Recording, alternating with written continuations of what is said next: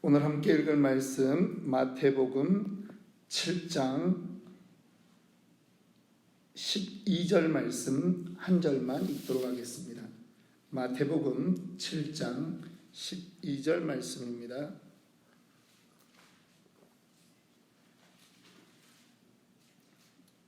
우리 같이 읽습니다. 마태복음 7장 12절 말씀. 그러므로 무엇이든지 남에게 대접을 받고자 하는 대로 너희도 남을 대접하라. 이것이 율법이요 선지자니라. 다시 한번 읽습니다. 그러므로 무엇이든지 남에게 대접을 받고자 하는 대로 너희도 남을 대접하라. 이것이 율법이요 선지자니라. 아멘. 네, 40일 특세를 은혜 가운데 잘 마쳤습니다. 이제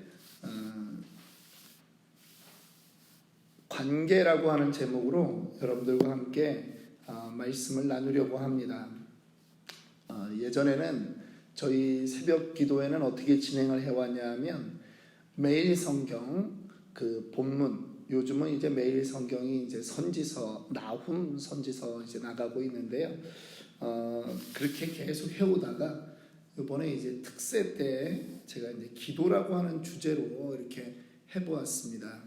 그런데 새롭게 이제 말씀을 좀 오늘부터 전할 때는 한번 제가 좀 다뤄보고 싶은 주제가 좀 있었어요. 신앙생활 하면서 이 성도들 간의 문제, 그 다음에 또 교회 안에서 문제뿐만 아니라 세상에서도 늘 겪게 되는 그러한 문제가 뭐가 있냐면 관계라고 하는 문제거든요. 그래서 성경은 도대체 이 관계에 대해서 어떤 지혜를 우리에게 줄 수 있는가, 그러한 차원에서 한번 관계라고 하는 점을 가지고 여러분들과 함께 계속 좀 2주가 될지 3주가 될지 모르겠습니다. 그런데 한번 좀 살펴보려고 합니다. 오늘 첫 번째 강의입니다. 제목은 관계가 전부다 라고 하는 말입니다. 이거는 제가 늘 사용하는 말입니다. 저는 우리 성도님들과 또 제 후배들도 그렇고 그냥 제가 얘기할 수 있는 범위가 있다면 저는 늘 그렇게 얘기합니다. 인간관계가 전부다. 친구 없으면 실패다. 저는 그렇게 생각하고 삽니다. 왜냐하면 세상은 나 혼자 살 수 없기 때문입니다. 늘 상대방이 존재하는 것입니다. 그 상대방은 나와 다른 사람이죠. 내 방식이 통할 수도 있고 안 통할 수도 있습니다. 통하는 경우를 우리는 상식적이라고 말하고 안 통하면 비상식적이라고 말해요. 그런데 그 규정은 누가 하느냐? 내 기준에서 하는 거죠. 내 기준에서 상식적인 사람, 요 사람, 비상식적인 사람, 요 사람. 나랑 말이 안 통하면 다 그냥 비상식적인 거예요. 그렇게 생각을 하고 삽니다. 때로는 이것이 사실은 꼭 옳은 그런 구분은 아니거든요. 사람들이 그것에 동의하는 사람이 많다 그래가지고 그 결정이 다 옳다 그렇게도 볼 수 없습니다. 그런데 여전히 이 땅에는 나와 생각이 맞는 사람도 있지만 생각이 잘 안 맞는 사람도 존재하는 게 사실이잖아요. 그런 거를 우리는 통틀어서 관계라고 말하는 것입니다. 관계를 평가하는 말이 있어요. relationship이라고 하는 말에 이 좋은 relationship이 있어요. good relationship이라고 이렇게 얘기해요. 예. 그 다음에 또 반대로 안 좋은 relationship이 있죠. 좋은 것 중에 또 뭐 사람들마다 평가하는 것들이 또 약간 다를 수 있습니다. 근데 사회에 나가보면 대한민국 사람들은 나이를 대단히 중요시 여깁니다. 이 에이지 문화가 있어요. 에이지 컬처가 있어요. 그래서 우리는 먼저 물어봅니다. 너 몇 살이냐? 어려 보인다. 뭐 나이 많아 보인다. 뭐 어쨌든 그러면서 상하 관계를 만들어요. 또 상하 관계에서 벗어나면 우리 수평적인 관계를 만들어요. 그런 관계들이 있는데 그럼에도 불구하고 이상한 관계도 있죠. 그걸 우리 뭐라 그래요? 애매모호한 관계다. 그렇게 얘기하죠. 예. 내 마음대로 다 되면 이 세상이 좋은 세상일까요? 예, 나는 그렇게 생각할 수 있습니다. 그런데 더 많은 사람이 나와 다른 생각을 가지고도 있을 수 있다라고 하는 것입니다. 여러분, 직장 생활하는 분들을 보면요, 그 직장에 들어가기 위해서 얼마나 노력했는지 모릅니다. 그런데 LG경제연구소에서 연구한 결과가 있습니다. 직장을 옮기는 사람의 70%는 돈 때문에 옮기는 게 아니에요. 그 직장에서의 인간관계가 서로 잘 안 맞기 때문에 결국은 그 어렵게 들어갔던 직장에서도 옮겨간다라고 하는 것이죠. 교회도 그렇습니다. 교회에서 그 교회를 하나 선택할 때요, 여러분, 이건 이제 통계입니다. 60%의 그 비중을 사람들이 어디다 두고 선택하는 줄 아십니까?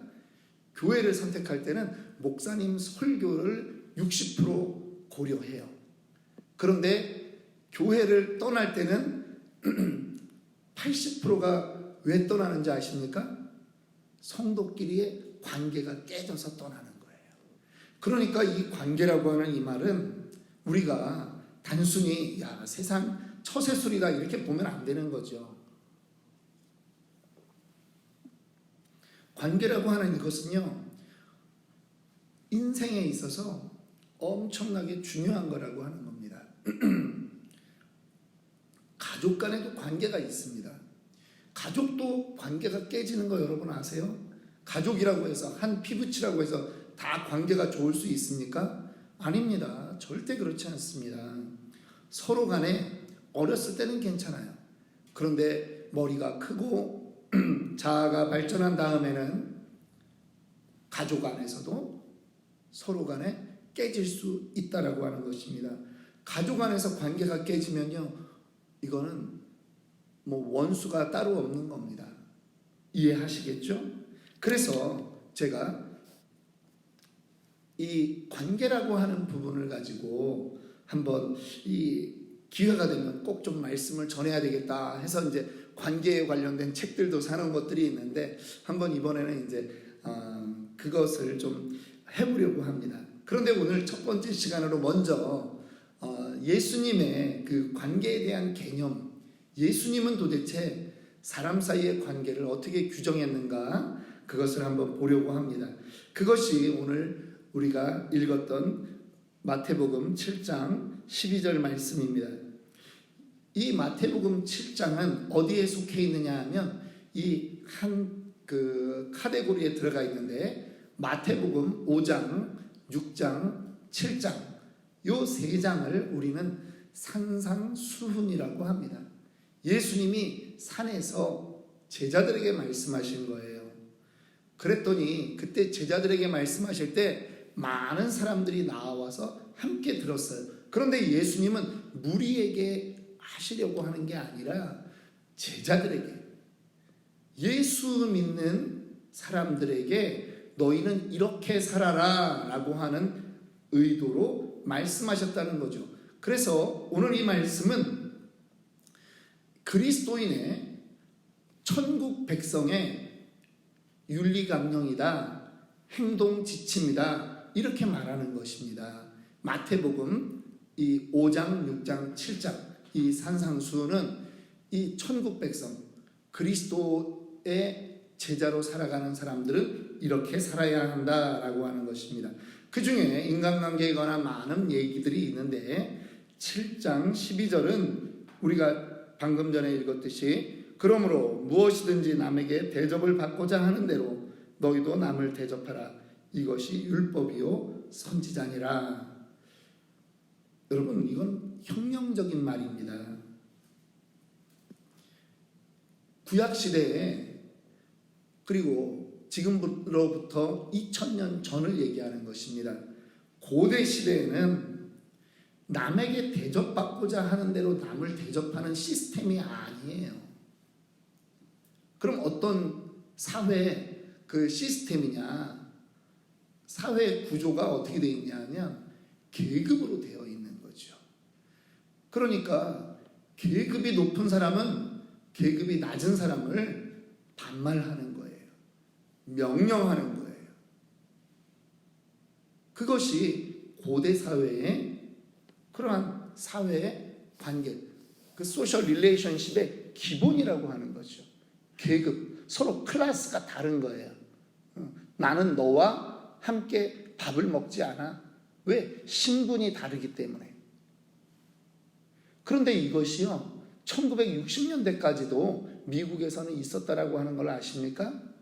미국에서 이 1900 여성에게 투표권이 보장되고 그 다음에 흑인에게까지 다 이런 것들이 보장되어져 갔던 시대가 여러분 마지막으로는 1960년대까지 그렇게 되었던 것을 우리는 이 땅에서 너무나 잘 알지 않습니까? 그런데 그 2000년 전에 예수님이 대접받고자 하는 대로 너도 남을 대접하라라고 하는 이 말은요, 가히 혁명적입니다. 자, 나의 삶에 누군가에 의해서 내 삶이 통제되던 시대였다고 하는 것이죠. 그런데 예수님이 그들에게 말하는 거예요. 그렇게 살면 안 된다라고 하는 것이죠. 남들이 많이 당황스러웠을 것입니다.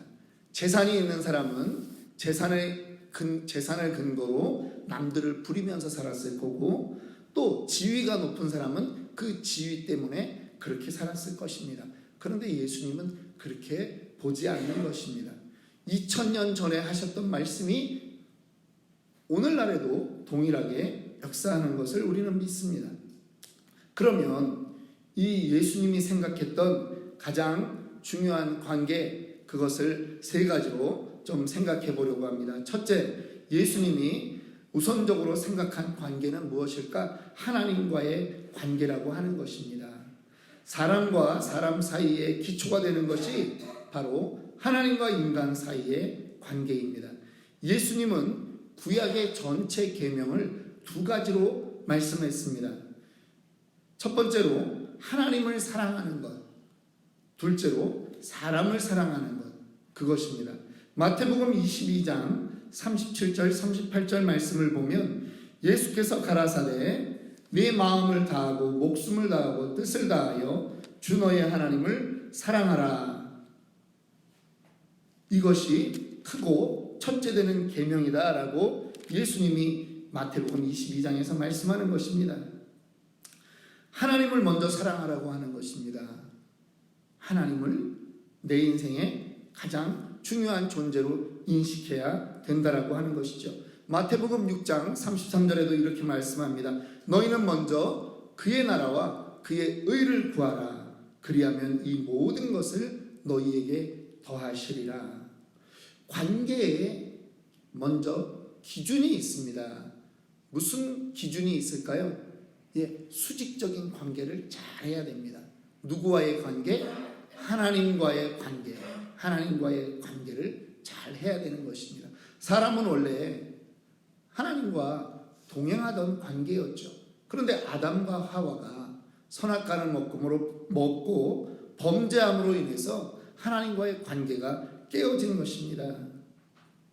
여러분, 창세기 3장을 보면요, 하나님과의 관계가 깨어지자 아담의 입에서 나오는 말이 곱지가 않습니다.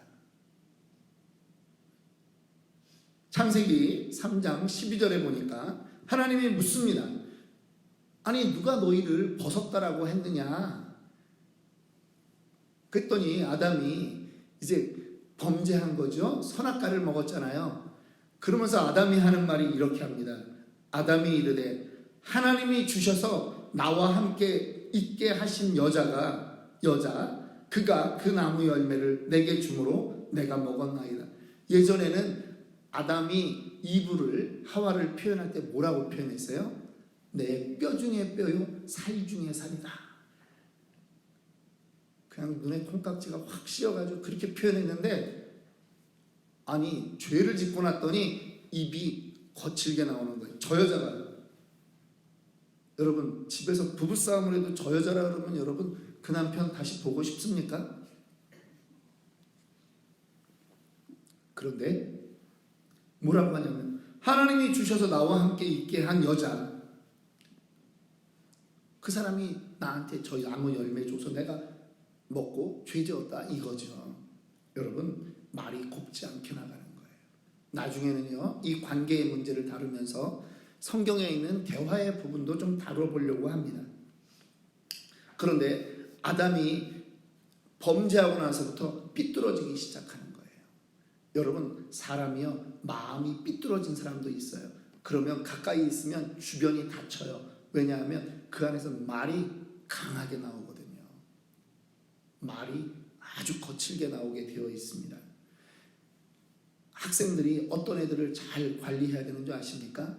욕하는 애들을 관리해야 돼요. 제가 이 애들을 가르쳤잖아요.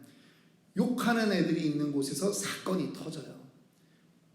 욕하면 거칠어지거든요. 그런데 그걸 자주 하는 사람들이 있어요. 그게 애들 나이에는 우쭐해 보이거든요. 그러다 보니까 행동까지 그렇게 나오게 되는 거예요. 두 번째 생각해야 되는 것이 있습니다. 그것은 자신과의 바른 관계라고 하는 것입니다. 마태복음 22장에 계속 말씀합니다. 첫째는 하나님을 사랑하는 것, 둘째는 그와 같으니 내 이웃을 내 마음과 같이 사랑하라 하셨으니 이 두 계명이 온 율법과 선지자의 강령이니라. 예, 이웃을 사랑해야 되는데 먼저 누구처럼? 내 마음과 같이 사랑하라. 내 마음과 같이. 너를 먼저 사랑할 줄 알아야 된다라고 하는 것입니다. 안타까운 것은 대한민국이 OECD 선진국 가운데 자살률 1위가 되었습니다. 우리는요, 자존감을 가르치지 않았어요. 뭐만 가르쳐요? 자존심만 가르쳐요. 그러니까 자존심이 상하면 우리는 뛰어내리는 겁니다. 약을 먹는 겁니다.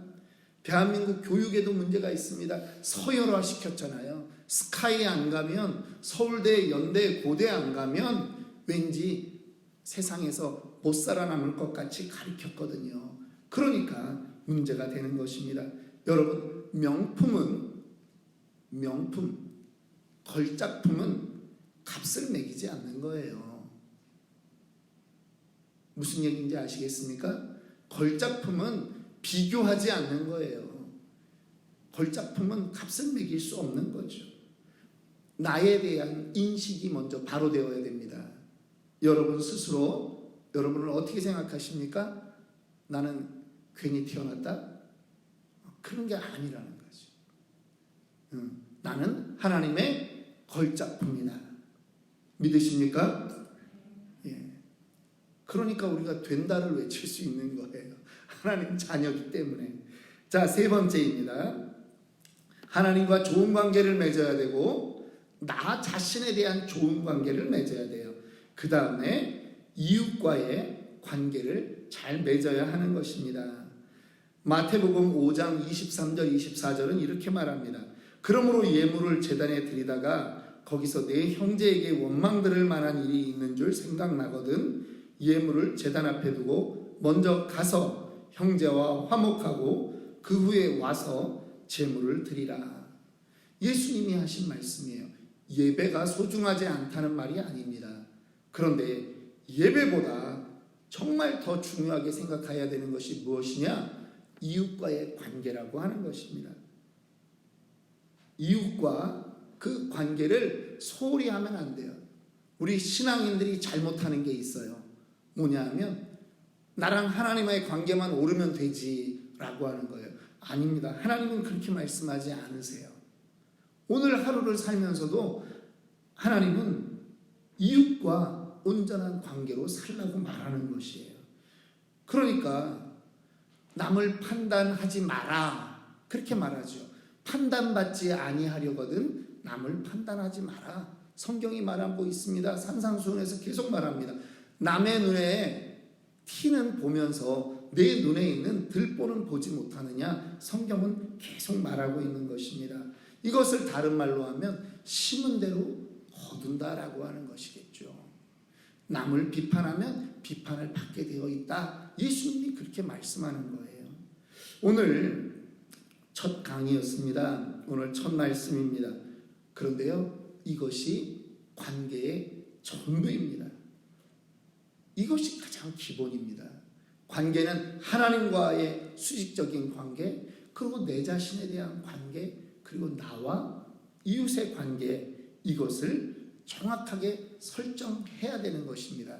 이것이 안 돼 있기 때문에 인생에 꼬이는 문제들이 지속적으로 발생하는 거예요. 우리는 그 어느 것도 놓쳐서는 안 됩니다.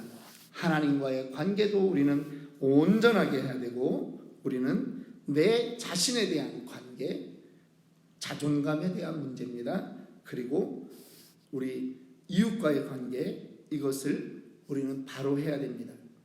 오늘도 우리에게 하나님이 하루를 허락해 주셨습니다. 이유는 무엇입니까? 우리에게 어제와 다른 날을 살 수 있는 세컨 찬스를 주셨다라고 하는 것입니다. 저는 우리 치노벨레 아름다운 교회 성도들이요, 관계에 부담을 갖고 살기를 원합니다. 누군가가 혼자 있다면 우리가 다가갈 수 있어야 되죠. 예. 그러한 부분들이 우리 안에 이루어져야 됩니다. 그것이 아름다운 교회를 아름답게 규정하는 것이라는 것입니다. 그래서 이제 성도 간의 릴레이션십, 그 성도와 또 하나님의 릴레이션십, 성도 개인의 그 릴레이션십, 그것을 우리가 부담을 가지고 그렇게 접근하기를 원합니다. 다시 오늘 말씀 한 구절 읽고 마칩니다. 그러므로 무엇이든지 남에게 대접을 받고자 하는 대로 너희도 남을 대접하라. 이것이 율법이요 선지자니라. 우리의 삶에 남을 대접하는 오늘 하루가 되기를 주님의 이름으로 축원합니다. 이 시간 함께 기도하겠습니다.